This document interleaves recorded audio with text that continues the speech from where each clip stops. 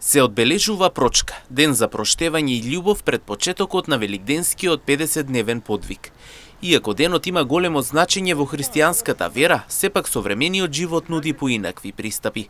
Се поставува прашањето колку навистина од срце граѓаните си простуваат или зборот проштеве изгледа како добро утро. Повозрасните на терен велат некогаш и сега празнувањето се разлика како небо и земја.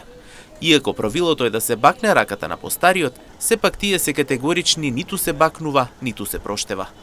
Никој. 3 години мажо ми кога е починал, никој жив не е улезел. А како се празнуваше едно време? Баклави правеме, волкави тави, баклави. Со мезиња, со се. Треба на постарите да се баце рака, портокал да се даде. Прости ми да кажат. Сега ништо младите, тоа се забравија. Треба, да. Така било порано.